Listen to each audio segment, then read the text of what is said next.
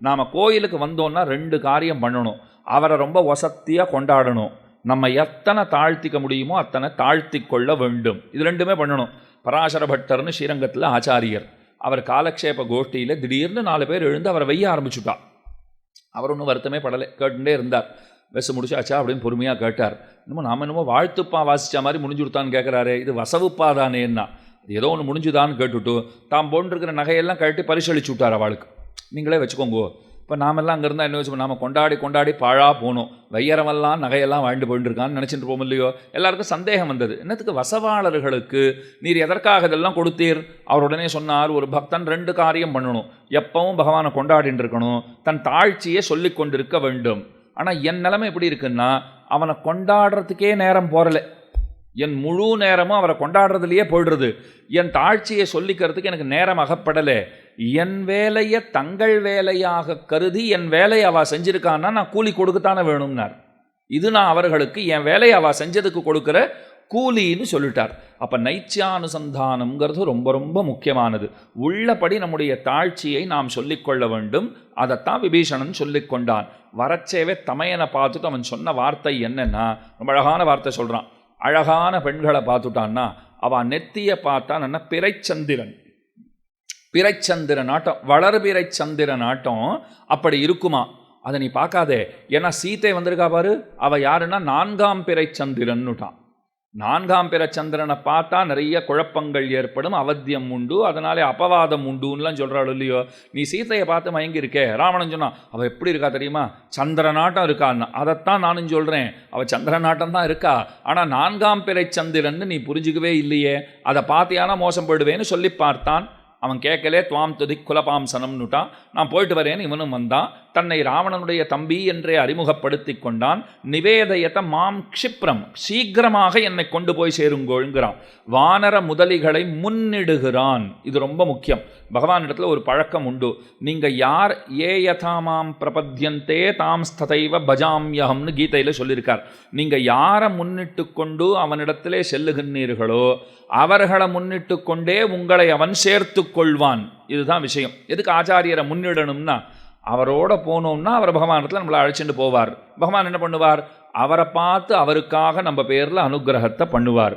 இப்போ வானர முதலிகளை முன்னிட்டு கொண்டு ராமனிடத்திலே சென்றோம்னால், ராமன் கடைசியில் என்ன தெரியுமா பண்ணார், எந்த சுக்ரீவன் விபீஷணனை சேர்த்து கொள்ளக்கூடாதுன்னு வாதிட்டானோ, எந்த சுக்ரீவனை என்னை கொண்டு போய் ராமனிடத்திலே விடு என்று விபீஷணன் பிரார்த்தித்தானோ அந்த சுக்ரீவனை பார்த்து கடைசியில் சொல்றார், ஆனையினம் ஹரிஸ்ரேஷ்ட தத்தமஸ்யாபயம் மயா, நான் அவனுக்கு அபயம் கொடுத்தேன், சுக்ரீவா நீ போய் அழைச்சிண்டுவான்னார். இதுக்கு முன்னே இன்னொரு அழகான சூக்ஷ்மமும் இருக்கு.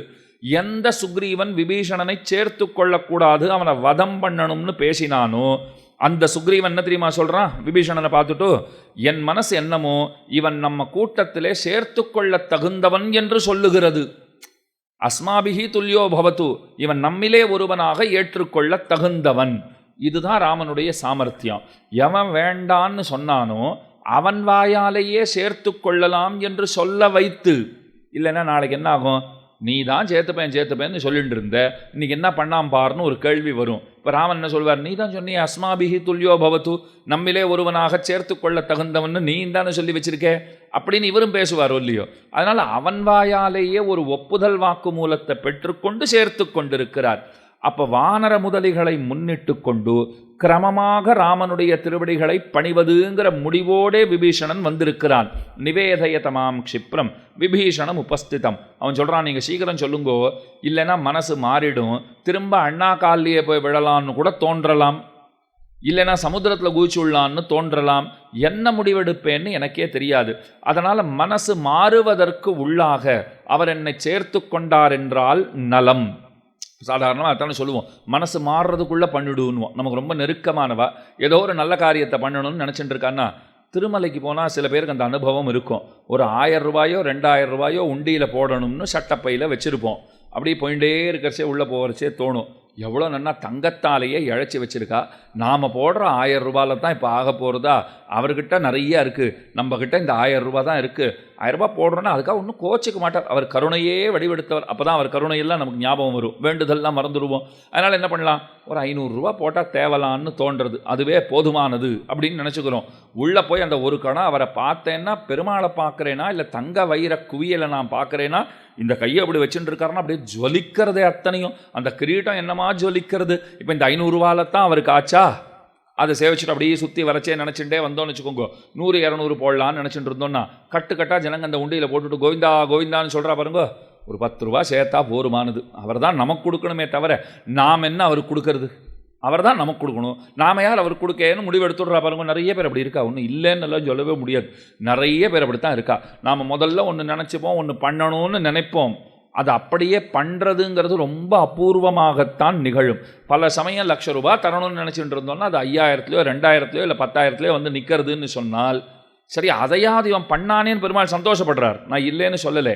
ஆனால் நம்ம தகுதிக்கு அத்தனைத்தான் முடியுமானால் அப்படிலாம் ஒன்றும் கிடையாது. அவளை தான் பண்ணணும்னு நாம் முடிவெடுத்துட்டோங்கிறது தானே இங்கே விஷயம். அதனால் மனசு எப்போ வேணும்னாலும் மாறிடும். மனசு மாறுறதுக்கு முன்னே நல்ல காரியங்களை பண்ணணும். அதனால தான் ஆழ்வார்கள் மனசை கொண்டாடிகிட்டே இருப்பாள். நல்ல நெஞ்சே நாம் தொழுதும் நம்முடைய நம்பெருமான் என் நெஞ்சினாரும். எவ்வளோ வசத்தியாக பாருங்க, நெஞ்சினார் அப்படின்னு அத்தனை மரியாதையோடு சொல்கிறாள் இல்லையோ. அங்கங்கே போனோன்னா தலைவர் பேரெலாம் போட்டு பின்னாடி ஒரு யார் சேர்த்துருப்பா. பேரெல்லாம் சொல்லலை நான், அப்படியே பேரை பார்த்தீங்களன்னா அவள் ஊரையோ பேரையோ போட்டு பின்னாடி ஒரு யார், காஞ்சி யார் அப்படின்னு சொல்லிட்டானா அது ரொம்ப கௌரவமாக சொல்கிறா போல இல்லையோ. அதனால் நெஞ்சினார்னு பேர் வச்சுட்டா பாருங்க, நெஞ்சினார்னார் ஆழ்வார். அந்த நெஞ்சுக்கு அவ்வளோ மரியாதை. என்ன சுவாமி நெஞ்சத்துக்கு இத்தனை மரியாதை தரணுமான்னா, ஐயோ அது உடன்பட்டாத்தான் அவங்ககிட்ட போகிறது. அதனால் அதை கொஞ்சம் தாஜா பண்ணித்தான் எப்பவும் வச்சிருக்கணும். அதனால் விபீஷணன் வந்த உடனே சொன்னான், நிவேதயதமாங் க்ஷிப்ரம் விபீஷணம் உபஸ்திதம் சர்வலோக சரண்யாய ராகவாய மகாத்மனேன்னு பிரார்த்தனை பண்ணான். உத்பபாத கதா பாணிகி சதுர்பிஸ் சஹ ராட்சசைஹி ஆஜகாம முகூர்த்தேன எத்திர ராமஸ்ஸ லக்ஷ்மணா. லக்ஷ்மணனை முன்னிட்டு கொண்டு ராமனிடத்திலே அப்படின்னு வைத்துக் கொள்ளுங்கள். வந்தாச்சு. பெருமாள் உடனே பெரிய சபை கூட்டினார். அத்தனை பேரையும் கூப்பிட்டார். எல்லாரும் அவரவர்களுடைய கருத்துக்களை சொல்லுங்கள் அப்படின்னு ரொம்ப அழகாக கேட்டார். அவா பேச ஆரம்பித்தா. கருத்துக்களை எல்லாம் நாங்கள் சொல்லுகிறோம்.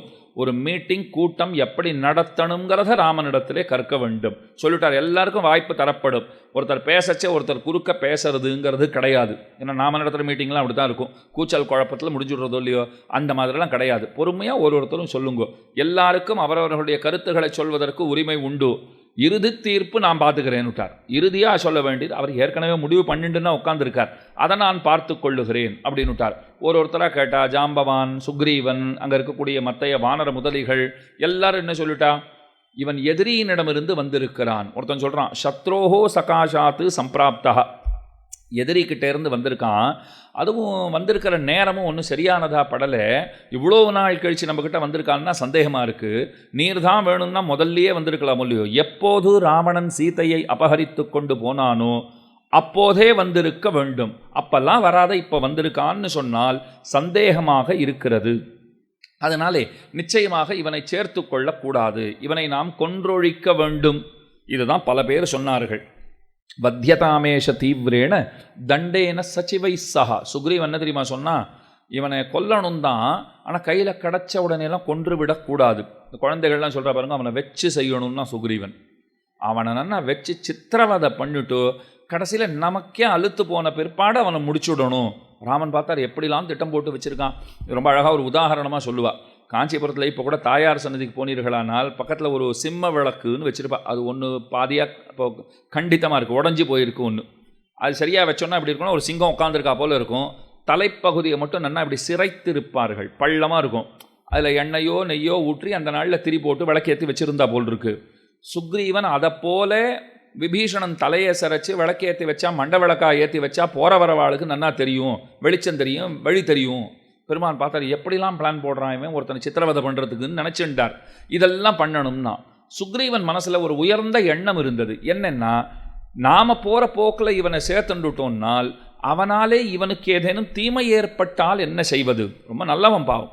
அவன் என்ன நினச்சிட்டான், ராமனுக்கு ஏதாவது தீமை ஏற்பட்டால் விபீஷணனை சேர்த்துக்கோன்னு நான் சொல்லிவிட்டு, அவன் ராவணனோட தம்பி நாளைக்கு என்ன திட்டத்தோடு வந்திருக்கான்னு நமக்கு தெரியாது, ராவணனாலே அனுப்பப்பட்டவனாக இருந்து அவன் ஏதேனும் செய்து விடுவானோ, தன்னை அண்டியவன், தன்னிடத்திலே சரணாகதியை செய்தவன். கவனமாக கேளுங்க, சுக்ரீவன் என்ன நினச்சிட்டு இருந்தான், தன்னிடத்திலே சரணாகதி செய்தவனான ராமன், அந்த ராமனுக்கு எந்த பாதிப்பும் ஏற்பட்டு விடக்கூடாது, இது சுக்ரீவனுடைய அபிப்பிராயம். ராமன் என்ன நினைச்சார், தன்னிடத்திலே சரணாகதி செய்தவனான விபீஷணன், அந்த விபீஷணனுக்கு எந்த பாதிப்பும் ஏற்பட்டு விடக்கூடாது. இதை நம்முடைய ஆச்சாரியர்கள் ரொம்ப அழகாக வர்ணிக்கிறார். அவன் காலில் விழுந்தவனை அவன் காப்பாற்றணும்னு பார்க்குறான், அவ்வளவுதான். ராமா, நீ எங்கிட்ட வந்திருக்கே, காப்பாத்துன்னு சொல்லி எங்கிட்ட வந்திருக்கே, சீத்தையை தேடி கண்டுபிடிச்சு கொடுன்னு எங்கிட்ட சொல்லியிருக்கே. சுக்ரீவன் சொல்கிறான், இப்போ நான் பாட்டுக்கு சேர்த்துக்கொண்டு சொல்லிவிட்டு நாளைக்கு அவன் ஏதாவது போகிற போக்கில் அவனை அடிச்சுட்டு போயிட்டான்னா என் மனசே என்னை கொன்று விடும், நீதான காரணம் நீதான காரணம்னு சொல்லும். அப்படிலாம் உன்னை விடமாட்டேன். இந்த குழந்தைகளை திருவிழா கழிச்சுனா கையை பிடிச்சிக்கிறா போல ராமன் அவன் பிடிச்சுன்னு விட்டான்.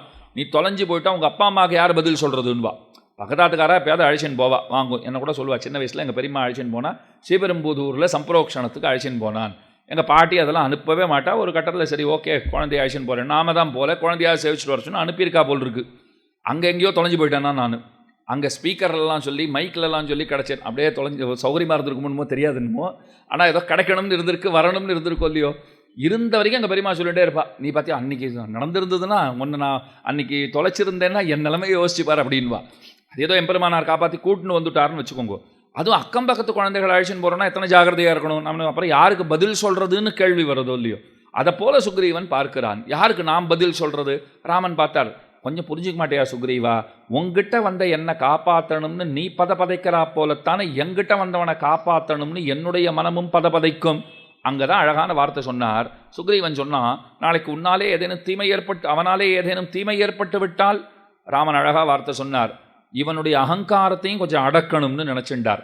ஏன்னா அவன் சொல்கிறதுல இந்த குரல் துவனிக்கும் போது கொஞ்சம் அகங்காரத்தோடு பேசுகிறா போல, நான் இல்லைன்னா உன்னை யார் காப்பாற்றுவா அப்படிங்கிறது கொஞ்சம் அது மேலே எழுந்தது. அந்த எண்ணமும் அவனுக்கு மேலெழுந்த எண்ணமாக இருந்தது.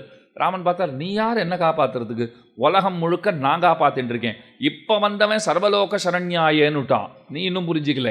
வந்தவன் விபீஷணன் என்னை பார்த்து இந்த உலகத்துக்கெல்லாம் நீதான் சரண்யன்னு அவன் சொல்லிட்டு இருக்கான், நீ புரிஞ்சிக்கல, நீ தான் என்னை காப்பாற்றுறதா நினச்சிட்டு இருக்க. நம்முடைய ஆச்சாரியர்கள் அழகாக ஒரு விஷயம் சொல்கிற, பெருமான ரெண்டு விதமாக நீங்கள் பார்க்கணும். அவருடைய அந்த ஆத்ம ஜோதி பரமாத்மா வல்லியோ பரஞ்சோதிகின்னு பெருமானை சொல்கிறோமே, அவர் பரமாத்மா மேலான ஆத்மா. அந்த ஆத்ம தத்துவத்தை நீங்கள் பார்த்தீர்களாகில், அதை உணர்ந்தீர்களாகில் உங்களுக்கு என்ன தெரியுமா தோன்றும், அவருக்கு இல்லாத சக்தியா எல்லா சக்திகளும் அவரிடத்திலே உண்டு. சர்வசக்தி யுக்தன் அப்படின்னு அவனை கொண்டாடுகிறோம். ஒருத்தரால் அவரை ஒன்றுமே பண்ண முடியாது. அவர்தான் ரட்சகர், நாம் ரட்சிக்கப்படுகிறவர்கள். இறைவனுடைய அந்த ஆன்ம தத்துவத்தை நீங்கள் அனுபவிக்கும் போது நீங்கள் உணருகிற விஷயம், அவர் ரட்சகர், நாம் ரட்சிக்கப்படுகிறவர். இதே அவருடைய திவ்யமங்கள விக்கிரகத்தை, அவருடைய திருமேனியை பார்த்து விட்டீர்களாகில், இப்போ என்ன தெரியுமா சொல்லிவிடுவீங்கோ, நான் தான் ரட்சகன், அவனை நான் தான் காப்பாற்ற போகிறேன். இது அப்படியே மாறிடுத்து பாருங்க. பிள்ளலோகாச்சாரியர் ரொம்ப அழகாக சாதிச்சார், அஞ்ஞானத்தாலே வருமவையெல்லாம் அடிக்கழஞ்சு பெறும்னார். இந்த அறிவின்மை ரொம்ப ரொம்ப தேவை. அறிவின்மை வேணும்னு எந்த உபன்யாசகராவது சொல்லி கேட்டிருக்கீங்களா? ஸ்ரீவைஷ்ணவ ஆச்சாரியர்கள் அதைத்தான் சொல்கிறார். அதே போல் காலதாமதம் பண்ணுங்கிறா. மகாபாரதம் நமக்கு ஒரு ரொம்ப அழகான உபதேசத்தை பண்ணுறது. நான் இன்றைக்கி லேட்டாக வந்ததுக்கு நானும் தப்பிக்கணுமோ இல்லையோ, காலதாமதத்தை கைவிடாதேங்கிறது. காலதாமதம் கைவிடாதே. அந்த தலைப்பில் ஒரு கட்டுரையை பார்த்தேன். அது ஓரளவு தமிழில் கூட எங்கேயோ எழுதினேடிய. எனக்கு ரொம்ப ஆச்சரியமாக இருந்தது. காலதாமதம் பண்ணுன்னு யாருன்னா சொல்லுவாளா? டைம் இஸ் கோல்டுன்னு தான் நாம் கேள்விப்பட்டிருக்கோம். காலம் பொன் போன்றது. ஆனால் மகாபாரதம் என்ன சொல்கிறது? காலதாமதத்தை கைவிடாதே. அதை பார்த்துட்டு அதை பற்றி ஒரு கட்டுரை எழுதினேன், ஃபேஸ்புக்கில் எழுதினேன். அதை திங்கக்கிழமையாக பார்த்து எழுதினேன். திங்கக்கிழமையாக இருந்தது, நான் பார்த்தெல்லாம் எழுதுகிற அன்றைக்கி திங்கக்கிழமை. எனக்கு அப்போ தோணித்து, நீ காலதாமதம் செய்யின்னு தலைப்பு போட்டு எழுதுகிறோமே, படிக்கிறவன் என்ன கேட்பான், இதை சொல்கிறது தான் சொல்கிற, திங்கக்கிழமை அதுவுமா பார்த்தா சொல்லுவேன். இந்த 5 நாள் 6 நாள் ஓடினா தான் 1 நாளோ 2 நாளோ எங்களுக்கு ஓய்வே கிடைக்கும். இங்கே எல்லாரையும் பார்த்து வெறுமை உட்காந்துராதே, ஓடு ஓடு ஓடுன்னு சொல்கிற உலகத்தில் காலதாமதம் செய்யின்னு சொல்கிறியே, ஏன் அப்படின்னால், உற்ற நண்பனை நாம் விட்டுத்தான் ஆகணும்னு ஒரு நிலைமை வருமாகில், நன்னா கேட்டுக்கோங்க. உற்ற நண்பன் நெடுநாள் நண்பன், என்னமோ அவன் தப்பு பண்ணிட்டானா நாம் தப்பு பண்ணிட்டோமான்னு தெரியாது, அவனை விட்டுத்தான் ஆக வேண்டுங்கிற நிலைமை வரும்போது, அப்படியே நீ தன்னிச்சையாக முடிவெடுத்து சட்டன முடிவெடுத்து அவனை தள்ளி விட்டு விடாதே, அங்கே காலதாமதம் செய். மகாபாரதம் சொல்கிறது. நன்னா யோசனை பண்ணு, ஒரு தடவைக்கு 100 தடவை யோசனை பண்ணு, அறிஞர்களிடத்துல போய் கேளு, அவள் என்ன சொல்கிறான்னு கேட்டுக்கோ, அப்போ காலதாமதம் செய் அப்படின்னு சொல்லப்பட்டிருக்கா. அதே போல் யாருக்காவது தீமை செய்யணும்னா இப்போ உடனடியாக இப்போ பண்ணிட்டு வந்துடாதே. ஆனால் அதெல்லாம் கனகச்சிதமாக உடனடியாக போய் பண்ணுறதுக்கு தயாராக இருப்போம். ஸ்ரேயாம்சி பகுவிக்னானி பவந்தி மகதாமப்பி. நல்ல காரியம் பண்ண போனால் 108 தடைகள் வரும். கெட்ட காரியம் பண்ணணும்னு போங்க எந்த தடையும் இருக்காது, ரொம்ப சௌகரியமாக முடிஞ்சு போயிடும். ஒருத்தரை வாழ வைக்கணும்னா அத்தனை கஷ்டம், ஒருத்தர் குடிக்கெடுக்கணும்னா அத்தனை சுலபமாக முடிஞ்சு போயிடும். இப்போ நாம் செய்கிறது நல்ல காரியமாக கெட்ட காரியமாக எப்படி தெரிஞ்சுக்கிறதுன்னு ஒருத்தர் கேட்டார். அதுக்கு ஒருத்தர் சொன்னார், நிறைய தடைகள் வருதான் பாரு, அப்போ தான் அது நல்ல காரியம்னார். தடையே வரலன்னா ஏதோ தப்பான காரியம் பண்ணிட்டு இருக்கேன்னு அர்த்தம் அப்படின்னு முடிச்சுட்டார் அவர். அதனால் இதெல்லாம் மகாபாரதம் நமக்கு சொல்லித் தருகிறது. சிரகாரி பிரசஸ்யத்தேங்கிறது, காலதாமதம் செய்கிறவன் கொண்டாடப்படுவான். இந்த விஷயங்கள்லாம் காலதாமதம் பண்ணணும். இப்போ எழுந்துக்கிறதுக்கு காலதாமதம் பண்ணுறது, சன்னியாசனம் பண்ணுறது காலதாமதம் பண்ணுறது, அதெல்லாம் இங்கே சொல்லலை. இந்த விஷயங்களில் காலதாமதம் சொல்லப்பட்டிருக்கு. அதைப்போல் அறிவின்மையும் முக்கியம். இந்த மாதிரி யாரும் சொல்ல மாட்டா. ஏன்னா ஞானான் மோக்ஷா. இப்போ ஸ்ரீவைஷ்ணவ சம்பிரதாயம்னு மட்டுமே இல்லை, அத்வைத சம்பிரதாயம், அதாவது சங்கரருடைய சம்பிரதாயம், ராமானுஜர் சம்பிரதாயம், மத்வருடைய சம்பிரதாயம், இன்னும் எண்ணில்லாத சம்பிரதாயங்கள் இருக்குது. இந்த சம்பிரதாயங்களுக்குள்ள ஒரு ஒத்துமை இருக்குது, வேற்றுமை நிறையா இருக்குது, ஒத்துமை இருக்குது. என்ன ஒத்துமைனால் ஞானான் மோக்ஷா, இதெல்லாம் ஒப்புகிறா. ஞானத்தால் தான், அறிவினால் தான் முக்தி உண்டு. ஆனால் அது எந்த அறிவு, எப்படிப்பட்ட அறிவுங்கிறதுல அவ வேறுபடுறா. நம்ம இப்போ அதுக்குள்ளே போக வேண்டாம். அறிவினாலே முக்தி. நான் இப்போ என்ன சொன்னேன் உங்களுக்கு, அறிவின்மை முக்கியம்ங்கிறேன். எல்லாரும் அறிவு தான் முக்கியம்னு சொல்லி வச்சிருக்கா. நீர் அறிவின்மை முக்கியம்னு சொல்கிறீரேனால் பகவானுக்கு என்ன தீமை வருமோங்கிற அறிவின்மை முக்கியம்னா, தீமையே வாராதவருக்கு அது எப்போ நான் தெரிஞ்சுப்பேன், அவருடைய அந்த பரஞ்சோதி, அந்த ஆத்ம தத்துவத்தை நான் பார்த்தேன்னா எத்தனை சக்தி இவருக்கு, இவர் தான் நம்மளை காப்பாற்றுறவர், அவரை ஒருத்தராலும் ஒன்றும் பண்ண முடியாது அப்படின்னு நினச்சிப்பேன். அதே அந்த திவ்யமங்கல விக்கிரகத்தை, அவர் திருமேனியை பார்த்துட்டேன்னா, ஐயோ எத்தனை சுகோமலமான திருமேனி, எத்தனை மென்மையானவராக இருக்கார், இவருக்கு என்ன ஆகுமோங்கிற பயம் எனக்கு ஏற்பட வேண்டும். ஒரு உதாரணம் உங்களுக்கு சொல்கிறேன். விதுரர் வீட்டுக்கு பெருமாள் போனாரோ இல்லையோ, விதுரரை புராணம் எப்படி தெரியுமா சொல்கிறது, விதுரஸ்ஸ மகாமதிங்கிறது. மகாமதினா என்ன அர்த்தம், பேரறிவாளர்னு அர்த்தம். பேரறிஞர், பேரறிஞரான விதுரர் அப்படின்னு பட்டம் கொடுக்கறது புராணம். அப்படி என்ன பேரறிவு அவருக்கு இருந்ததுன்னு கேட்டால், கண்ணன் அவர் வீட்டுக்கு போனார் பாருங்கோ, கண்ணனை உட்காரவே விடலை. அவர் ஒரு சீட்டை கொடுத்து ஆசனத்தை கொடுத்து உட்காரவே விடலை. கண்ணன் போகிற வரைக்கும் நின்றுன்னு தான் இருந்தார். வீட்டுக்கு வந்த ஒரு அதிதிக்கு உட்காரத்துக்கு ஒரு நாற்காலியோ முக்காலியோ போடலை, ஒரு சேரை கூட போடலைன்னால் அது என்ன உபசரிப்பு, அவர் என்ன பேரறிவு படைத்தவர்? அவர் பதில் சொன்னார், நான் ஏன் போடலை தெரியுமா, இப்போ தான் துரியோதனன் சபையில் அவன் பொய்யாசனம் இட்டிருந்தான். காஞ்சிபுரத்துக்கு வந்தால் பாண்டவ தூதரை சேவிச்சுக்கலாம். பொய்யாசனம் போட்டிருந்தான், தொபுக்கிட்டீர்னு உள்ளே விழுந்துட்டார் பெருமாள். நல்ல வேளை அடிப்படலை. உள்ளே இருந்த மல்லர்களை அரக்கர்களை எல்லாம் முடித்து கொண்டு விஸ்வரூப தரிசனத்தோடு வெளியில் வந்தார். அப்போலேருந்தே என் மனசில் ஒரு பயம் வந்துடுத்து. என்ன பயம், இவன் போடுற சோத்தைத்தானே நானும் சாப்பிட்றேன், அவன் குணந்தானே எனக்கும் இருக்கும், துரியோதனன் குணம்தான் எனக்கும் இருக்கும்னு எனக்கே என் பேரில் சந்தேகம்.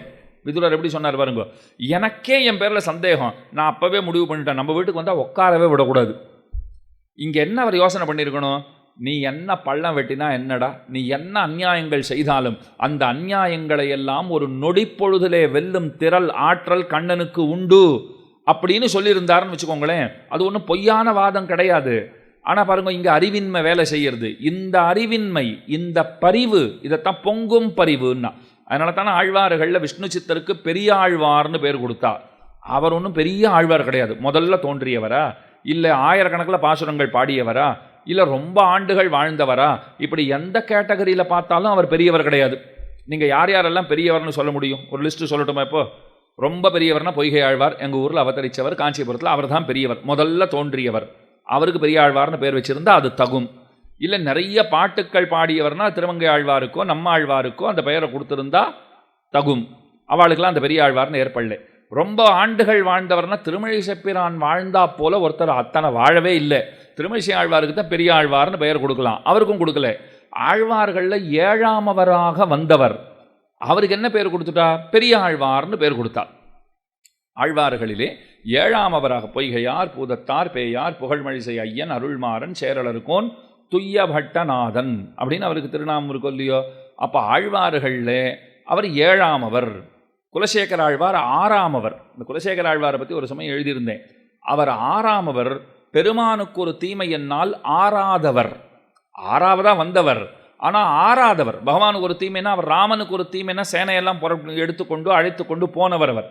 இவர் 7ஆமவராக வந்தவர். ஏன் பெரியாழ்வார்னு பேரு? மணவாள மாமுனிகள் அழகா சொன்னார், பொங்கும் பரிவாலே வில்லிபுத்தூர் பட்டரபிரான் பெற்றான் பெரியாழ்வார் என்னும் பெயர். இவர் யானை மேலே உட்காந்து வந்துட்டு இருக்கார். நல்லா கேளுங்க, ரொம்ப அருமையான சரித்திரம். யானை மேலே உட்கார்ந்து வருகிறார். ஏன் அப்படி வந்தார்? ராஜா யானை மேலே உட்காந்து வச்சு ஊர்வலமாக அழைச்சிட்டு போகிறான், பவனியை அழைச்சிட்டு போகிறான். இவர் பரதத்துவ நிர்ணயம் செய்தார். யார் பரமாத்மாங்கிறத எல்லாருக்கும் எடுத்து சொன்னார். பொற்கிழி கட்டப்பட்டிருந்தது. நன்னா பேசுகிறவங்களுக்கு சம்பாவனை பண்ணப்படும்னு ராஜா சொல்லலை. நீங்கள் நன்னா பேசுங்கோ, பொற்கிழிக்கு தெரியுமா யார் நன்னா பேசினார்னு, அது தானாக போய் மடியில் விழும்னா. இது எங்கேயாவது நடக்குமா? இப்போ இங்கே கூட கூப்பிட்டு சம்பாவனை எங்கே கட்டி வச்சுருக்கேன், நீ நன்னா சொல்லியிருந்தீர்னா அதுவாக வந்து மடியில் விழும்னா. நல்ல வேளை முதலே சொன்னீங்க, நான் வரவே இல்லைன்னு தான் நான் சொல்லிவிடுவேன். இப்போ கையில் கொடுத்துடாலே பத்திரமா எடுத்துன்னு போகிறது பெரிய கஷ்டமாக இருக்குது. இதில் அங்கே கட்டி வச்சிருப்பா சுவாமி, பெரியாழ்வார் சரித்திரம் சொன்னீரோலி, அப்படி தான் நடந்தது, நீரும் பேசும், அது விழறதான் பார்க்குறோன்னா நான் வேணா விழறேன், அது விழாதுன்னு சொல்லிட்டு போடுவேன் நான். அதனால் அவர் ஒத்துண்டுட்டார். எல்லாம் பேசி முடித்தா பெரியாழ்வாரும் பேசினார். அது பொற்கிழி அருந்து விரைந்து கிழியறுத்தான் பாதங்கள் யாமுடைய 10. அந்த பொற்கிழி வந்து அவர் மடியில் விழுந்துடுத்து. ராஜா பட்டர் பிரான்னு ஒரு பேர் கொடுத்துட்டான். யானை மேலே உட்காந்து வச்சு பவனி அழிச்சின்னு போகிறான். மேலே பெருமாளும் தாயாரும், தாயார் பெருமாள்கிட்ட பேசுகிறான், நம்ம குழந்தை பரிசு வாங்கிட்டு போகிறான், நாம் போய் முதல் வரிசையில் அமர்ந்து பார்க்க வேண்டாமா? இதையும் ஒரு கட்டுரையில் எழுதினேன். எப்படின்னா, இப்போ நம்ம குழந்தைய ஆறுதல் பரிசு வாங்குறதுன்னு வச்சுக்கோங்க, அதை கூட போய் ஆரவாரமாக கை தட்டி அந்த குழந்தை மனசு வேதனைப்படக்கூடாதுன்னு ஒரு பரிசு கொடுப்பா. அப்படின்னா என்ன அர்த்தம்? அது எதுலேயும் முன்னுக்கு வரல, ஜெயிக்கலை, மனசு வேதனைப்படக்கூடாதுன்னு பரிசு கொடுத்தா கூட. நான் பார்த்தேன், எங்கள் குழந்தைக்கு பரிசு கொடுத்துட்டு இருந்தா போயிருந்தேன், பார்த்தா பக்கத்தில் ஒரு தம்பதி அப்படி கை தட்டுறா, விசில் அடிக்கிறா. நான் பொறுமையாக அவர்கிட்ட கேட்டேன், என்ன சுவாமி ஆறுதல் பரிசு தானே, உங்கள் ஆர்ப்பாட்டம் ரொம்ப ஓஹோன்னு இருக்கே, முதல் பரிசு வாங்கின குழந்தைக்கு கூட அத்தனை யாரும் துள்ளி குதிக்கல, ஆறுதல் பரிசுக்கு இத்தனை குதிக்கிறீரேன்னா இது வேடிக்கையாக எழுதினது தான், ஒரு கற்பனை தான், இப்படி வச்சுக்கோங்க. அவர் என்ன தெரியுமா பதில் சொன்னார் எனக்கு? சுவாமி, யாராவது ஒருத்தர் மனசு வேதனைப்படுறான்னா அவகிட்ட போய் பேசுகிறவா முதல் பரிசாவா பேசுகிற, ஆறுதலாகத்தானே பேசுகிறான்னார். போய் பேசுகிறவா, அவர் பாவம் ரொம்ப கவலையாக இருக்கார், நான் ஒரு முதல் பரிசாக பேசிட்டு வரேன், 2ஆம் பரிசாக பேசிட்டு வரேன்னு நான் சொல்கிறோம், ஆறுதலாக பேசிட்டு வரோம். இங்கே மனுஷனுக்கு தேவையே அந்த ஆறுதல் தானே சுவாமி. என் குழந்தை ஆறுதல் பரிசு வாங்கியிருக்கு, அதை போல் ஒரு ஆறுதல் பரிசு வாங்கினாலே கொண்டாடுறோன்னா, பெரியாழ்வார் முதற் பரிசு வாங்கியிருக்கார். எவ்வளோ கொண்டாடணும்? போகலாம்னு தாயார் சொன்னார். பெருமாள் சொன்னார், போனால் நீ ஏன் வந்தேன்னு கேட்பார் அவர். இது நமக்கு தேவையா? இப்போ அங்கே போயிட்டு ஏன் வந்த, உன்னை யார் வர சொன்னதுன்னு கேட்பார். அதெல்லாம் ஒன்றும் கேட்க மாட்டார். வாங்க போகலாம், கருடன் தயாராக இருக்காரா? நான் எப்போவுமே ரெடின்னு விட்டார் அவர். ஏறி உட்காந்து வந்தாச்சு. இவர் பார்த்த உடனே என்னமோ தேடுறார். அங்கே பார்த்த உடனே அவரை தானே சேவிக்கணும். இவர் என்னமோ தேடுறார். ஐயோ, கையில் இப்படி தாளம் கொண்டு வராத போயிட்டோமே, 2 பக்கம் மணியை கட்டி தொங்க விட்டுருக்கா யானை பேரில், அதை அப்படியே எடுத்துட்டார். பல்லாண்டு பல்லாண்டுன்னு பாடினார். அப்பாஞ்ச சன்னியமும் பல்லாண்டுன்னு மூஞ்சியை திருப்பிண்டு வேற பாடினார். ஏன் அப்படின்னா, என் கண்ணே பட்டுடுமோன்னு எனக்கு பயமாக இருக்குன்னார். இதுதான் பொங்கும் பரிவு. இந்த பொங்கும் பரிவு நமக்கு ரொம்ப உத்தேசியம். அவனுக்கு என்ன ஆகுமோன்னு நாம் பயப்படணுமா? அப்போ நம்ம மூளை வேலை செய்யக்கூடாது. நம்ம மூளை சாதாரணமாக எப்போ வேலை செய்யணுமோ அப்போ வேலை செய்யாது, எப்போ வேண்டாமோ அப்போ கண்டிப்பாக வேலை செய்யும். இப்போ நம்ம மனசு மூளை என்ன தெரியுமா சொல்லும்? அவனுக்கு யாரால் என்ன தீமை வரப்போகிறது, ஒருத்தரும் ஒன்றும் பண்ண முடியாது, நீ பயப்படவே வேண்டாம், இந்த பல்லாண்டெல்லாம் பாட வேண்டாம்னு சொல்லும். பயப்படணும், அவருக்கு என்ன ஆகுமோ. இந்த அறிவின்மை இருக்கிறதே, இதுவே மேலான அறிவு. விதுரருக்கு அந்த அறிவின்மை ரொம்ப அதிகம் இருந்தது, அதனாலேயே அவர் பேரறிஞர். இந்த மாதிரி விளக்கம் எங்கேயாவது நீங்கள் கேட்டதுண்டா? அறிவில்லையா அவருக்கு, அதுவே அறிவான். அந்த அறிவு அதிகமாக இருக்கிறதுனால அவர் பேரறிஞர். விதுரஸ்ஸ மகாமதிஹி, இந்த மாதிரிலாம் நிறைய பேரை சொல்லுவாள். பிள்ளையுரங்காவிலிதாசர் இந்த மாதிரி பல பேர்களை சொல்லுவாள்.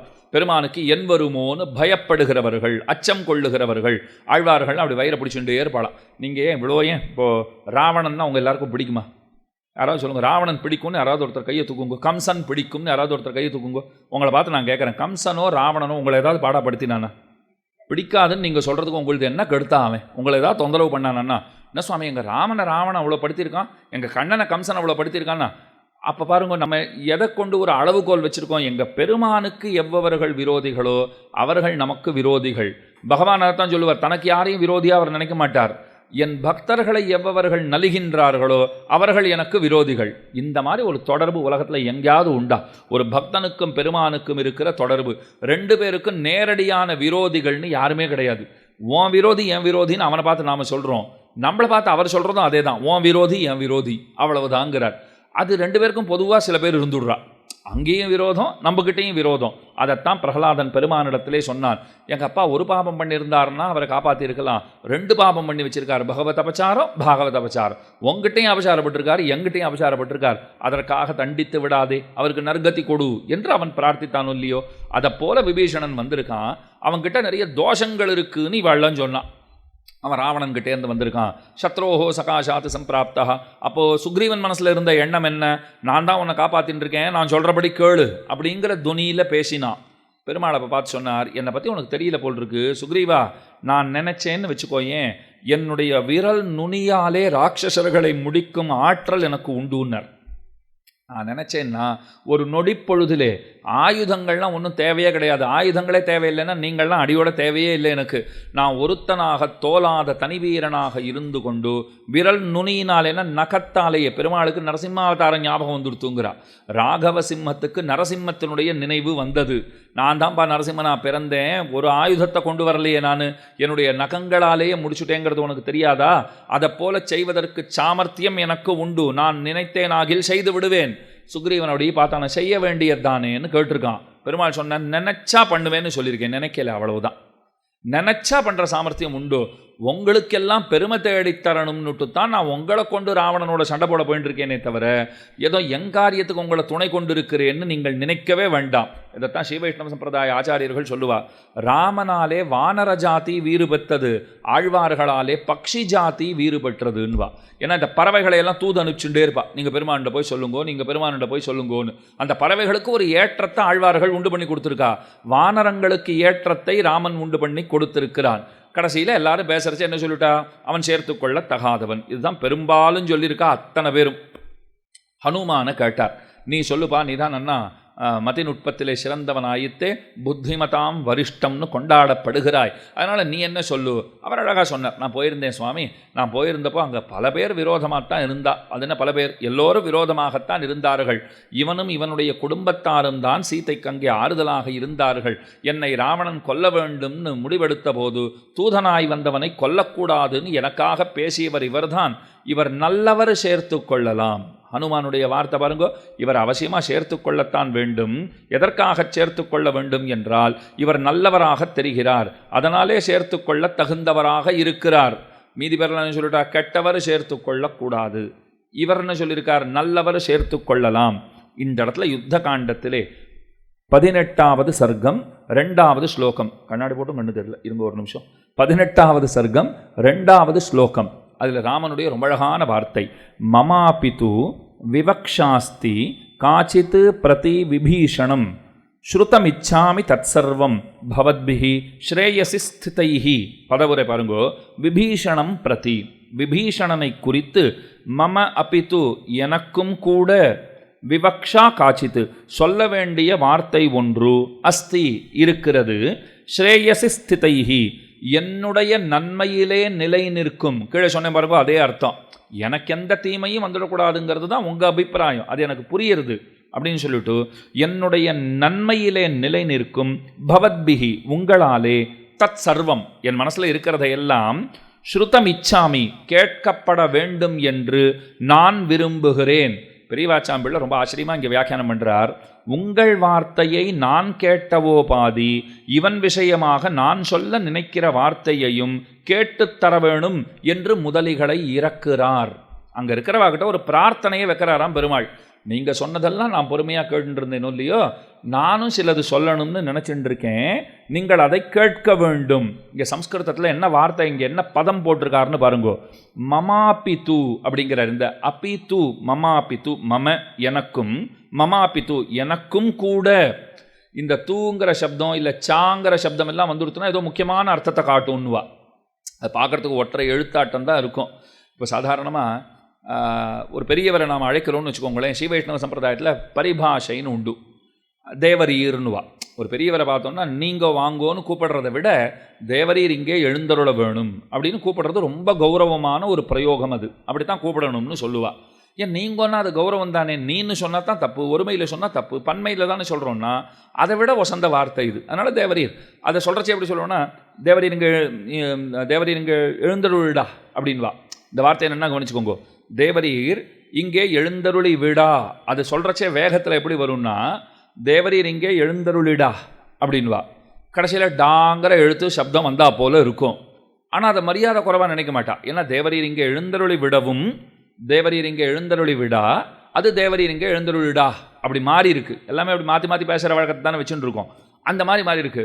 இப்போ இதே வார்த்தை கொஞ்சம் முன்ன பின்ன போட்டு ஏன்டா அப்படி எழுந்தருளு அப்படின்னா எவ்வளோ அர்த்தம் மாறி போடுறது பாருங்க. அந்த பின்ன போட்ட டாவை தூக்கி முன்னாடி போட்டுட்டோம்னா இதுக்கு தேவரீர்னு சொல்லியிருக்கவே வேண்டாமே. வேடிக்கையாக கதை சொல்லுவா. ஒரு ஆற்றுக்கு ஒரு பெரியவர் போயிருக்கார், ஒரு குழந்தை அவரையே பார்த்துட்டு இருந்தது. அப்பா கிட்ட போய்ட்டு அதுக்கு ஒன்று பேசுறது, என்ன பேசணும் பேசக்கூடாதுன்னு தெரியல. அப்பா இவர் மூஞ்சி குரங்காட்டமே இருக்குது அப்படின்னு கொடுத்து. அப்பா அப்படி திரும்பினார், அப்படி சொல்லக்கூடாது அப்படின்னார். பரவாயில்ல, குழந்தைய கண்டிக்கிறார்னு அந்த பெரியவர் சந்தோஷப்பட்டார். இந்த அப்பா என்ன தெரியுமா சொல்லிட்டார், மூஞ்சின்னு சொல்லாத திருமுக மண்டலம்னு சொல்லுன்னார். அப்படின்னா குரங்குன்னு சொன்னது பரவாயில்லன்னு இப்போ அர்த்தமாக எடுத்து சொல்லியப்போ, நீ மூஞ்சின்னு சொன்னது தப்பு, அந்த மாதிரி சொல்லக்கூடாது, பரிபாஷையில் திருமுக மண்டலம்னு சொல்லணும். அவர் சொன்னார், குரங்குன்னு சொல்லாதேன்னு சொல்லிக் கொடுப்பா, அது ரொம்ப ரொம்ப முக்கியம். ராவணனுக்கே சாபம் அதுதானே. கைலாசத்துக்கு போனால் நந்திதேவரை பார்த்தா மூஞ்சி குரங்காட்டம் இருக்குன்னுட்டான். குரங்காட்டம்னு சொன்னியோ இல்லையோ, குரங்குகள்னா பாடுபடுத்துங்கிறத நீ தெரிஞ்சுப்பேன்னா அது ஒரு சாபம். பல சாபங்களில் அது ஒரு சாபம் அவனுக்கு கிடச்சிதுன்னுவா பாருங்க. இப்போ ஏதோ ஒரு நீங்களாம் சிரிக்கணும்னு சொன்ன ஒரு துணுக்கு கூட பயன்பட்டு கொடுத்து பாருங்க, அதுக்கு கூட ஒரு பிரமாணம் இருக்குது. அதனால் நந்திதேவரிடத்தில் ஒரு சாபத்தை அவன் பெற்று வைத்திருந்தான்னு சொல்லுவார்கள். அப்போ இந்த வார்த்தைகள் பரிபாஷையே ரொம்ப முக்கியம். அது ஒரு எழுத்தாக இருந்தால் கூட அதற்கு ரொம்ப மதிப்பு கூடும் குறையும் எல்லாமே நடக்கும். இப்போது இன்னொன்றும் சொல்கிறேன், சன்னியாசியாக இருக்கான்னு வச்சுக்கோங்களேன், சாஸ்திரம் சொல்கிறது காஷாய தண்ட மாத்திரேன யதிஹி பூஜ்யா ந சம்சயா அப்படின்னு ஒரு வாக்கியம் இருக்குது. ஒருத்தரை பார்க்குறியா, காஷாயம் தரிச்சிருக்காரா, கையில் தண்டம் இருக்கா, விழுந்து சேவிச்சுடு, அவர் என்ன ஏது சரியா தவறா இந்த விசாரம் எல்லாம் பண்ணாதே அப்படின்னு சாஸ்திரம் சொல்கிறது. இதை ஒருத்தர் பார்த்தார், இல்லையே இது இப்படி சொல்கிறா போல தெரியலையேன்னார். பின்ன என்ன தான் சொல்கிறதுன்னா, காஷாய தண்ட மாத்திரேன யதிஹி பூஜ்யா ந சம்சயா, அதில் சந்தேகம் வேண்டாம், ந சம்சயா சந்தேகம் வேண்டாம். அங்கே அந்த நாங்கிற ஒரு எழுத்தோ சப்தமோ இருக்கு பாருங்கோ, அதை தூக்கி இவர் முன்னாடி போட்டு விட்டார். காஷாய தண்ட மாத்திரேன யதி பூஜ்யோ நகா, காஷாயமும் தண்டமும் இருந்துட்டா மட்டும் ஒரு சன்னியாசியை சேவிச்சிடக்கூடாது, சம்சயா அதில் சந்தேகம் இருக்குன்னு. எப்படி அர்த்தமே மாறி போச்சு பாருங்க. இப்போது ஒரு எழுத்தை முன்ன போட்டால் ஒரு அர்த்தம், பின்ன போட்டால் ஒரு அர்த்தம். உபனிஷத்து சொல்கிறது, ஆச்சாரியாய பிரியந்தனமாஹிருத்திய பிரஜாதந்தும் மாவியவச்சேத் சீஹி. இன்னொரு இடத்துல இன்னொன்று சொல்கிறது, ஆச்சாரியனுக்கு சமமாக, அர்த்தத்தை மட்டும் சொல்லிடுறேன், ரொம்ப என்னையும் குழப்பிட்டு உங்களையும் குழப்பிக்க வேண்டாம். இப்போ ஆச்சாரியனுக்கு சமமாக நீ ஒரு இருக்கை போட்டுக்கொண்டு அமராதே, அது தவறு அப்படிங்கிறது. ஆனால் அதே வார்த்தைகளை கொஞ்சம் முன்ன பின்ன போட்டுட்டோம்னால்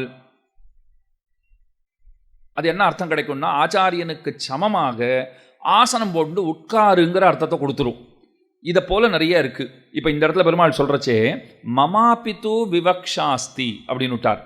எனக்கும் கூட சொல்லத்தகுந்த ஒரு விஷயம் இருக்கிறது அப்படின்னா என்ன அர்த்தம்னால், எல்லாரிலும் தம்முடைய மதத்துக்கு உண்டான விசேஷத்தை சொல்லுகிறார். நீங்கள்லாம் இவ்வளோ பேசுனீங்களோ இல்லையோ, அதெல்லாம் விட மேலான அர்த்தம் என்கிட்ட இருக்குது. அதுக்கு தான் இங்கே மமாபித்து அப்படின்னு சொல்லியிருக்கார். காச்சித்து விவக்ஷாஸ்தி, ஒரு விவக்ஷை உண்டாகா நின்றது, சொல்ல வேண்டிய வார்த்தை இருக்கிறது. விபீஷணம் பிரதி, விபீஷணனை குறித்து ஒரு வார்த்தை உண்டாகா நின்றதென்கை.